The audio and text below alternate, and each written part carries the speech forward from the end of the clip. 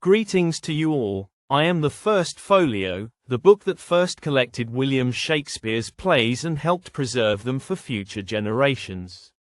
Thanks to modern technology, I have been brought to life to introduce you to the most influential English dramatist of all time, a towering figure in English literature, William Shakespeare. Today I will ask some questions to one of his most famous characters, so that he may guide you through the life and works of his author. Are you curious to meet him? Here is Hamlet, who comes from the 16th century to open the doors of Shakespeare's world and invite us inside. To be, or not to be, that is the question. Indeed, but today our questions are about the man who created you. Let's start with the basics. Who was William Shakespeare? Where did he grow up, and what kind of education did he have? William Shakespeare was born in 1564 in Stratford-upon-Avon, a small market town in the English countryside. His father, John Shakespeare, was a glovemaker and a local official. His mother, Mary Arden, came from a family of landowners, so he grew up in a respectable and moderately prosperous middle-class family. Stratford was a lively town with markets and fairs, and Shakespeare may have seen travelling actors and storytellers perform, which could have inspired his interest in theatre. At the local grammar school, he studied Latin authors such as Ovid, Virgil and Seneca, learning rhetoric, poetry and classical storytelling. This education, together with the social and cultural environment of his time, gave him the foundation for the complex characters, moral dilemmas, and themes we see in his plays and poetry. What can you tell us about Shakespeare's career? After Shakespeare finished his schooling in Stratford-upon-Avon, he moved to London in the late 1580s to begin his career as an actor and playwright. At first, we do not know exactly which company he worked with, but by 1594 he had become a member of the Lord Chamberlain's Men, one of the leading acting companies of the time. Between 1592 and 1594, London's theatres were closed because of outbreaks of the plague.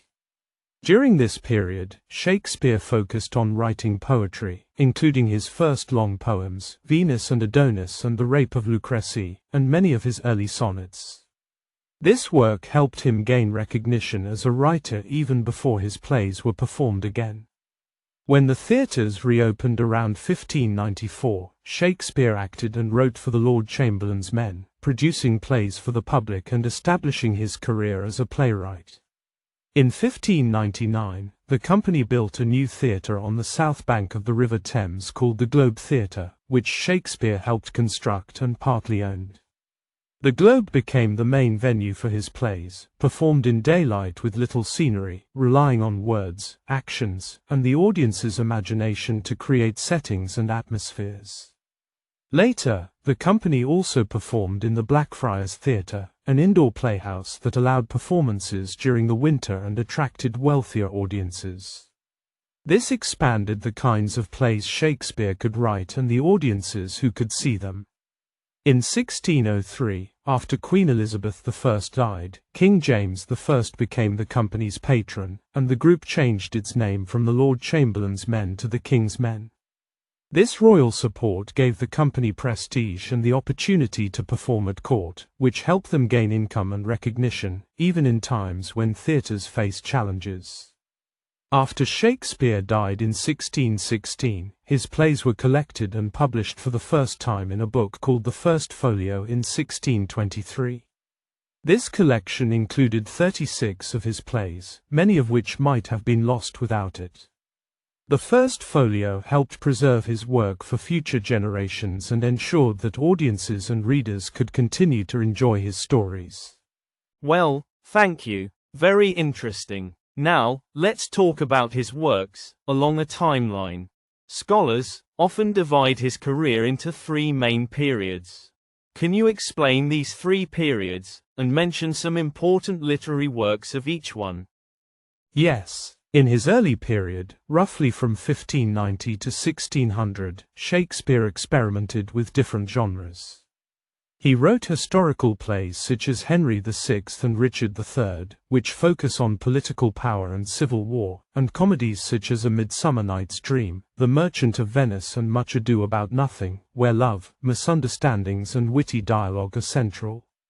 In this phase his language is playful and energetic, and the endings are usually harmonious. In his middle period, from about 1600 to 1608, he wrote his great tragedies, including Romeo and Juliet, Julius Caesar, Othello, King Lear and Macbeth. In these plays we see darker themes: destructive ambition in Macbeth, jealousy in Othello, filial ingratitude in King Lear. The characters become more psychologically complex and the tone more tragic and intense.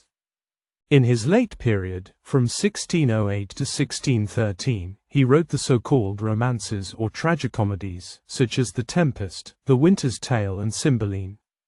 These plays combine suffering and reconciliation. For example, in The Tempest, betrayal and exile are followed by forgiveness and restoration. In this final phase, Shakespeare seems more interested in forgiveness, family reunion and the healing power of time. How about the structure of his plays? How were they organized? Most of his plays are divided into 5 acts, following a classical structure. In Act 1 we have the introduction, in Act 2, the development, in Act 3, crisis or turning point, in Act 4, complications and in Act 5, denouement or resolution.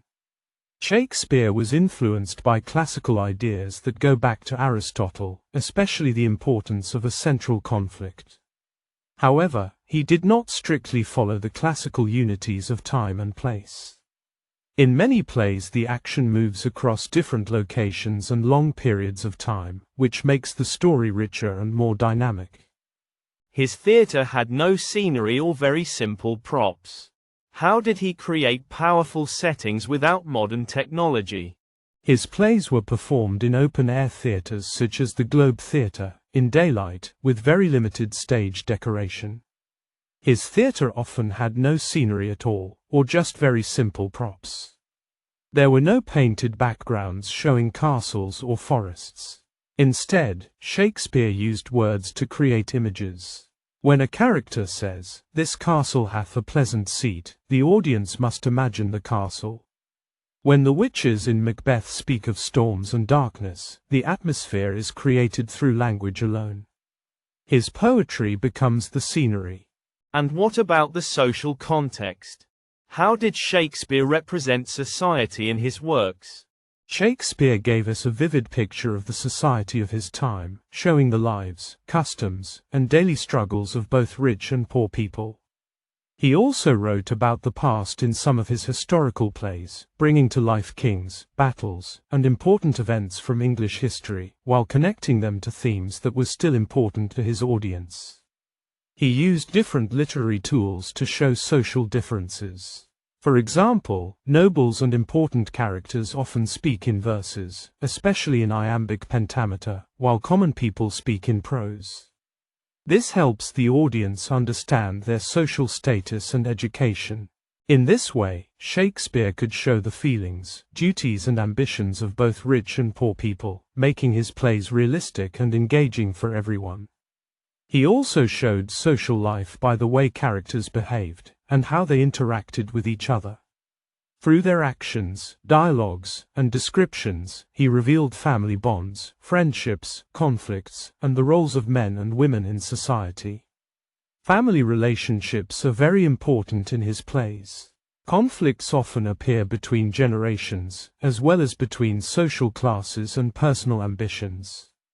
These conflicts reveal the complexity of human nature, which Shakespeare portrayed masterfully in his work. Family relationships seem very important in his works. Can you give some examples?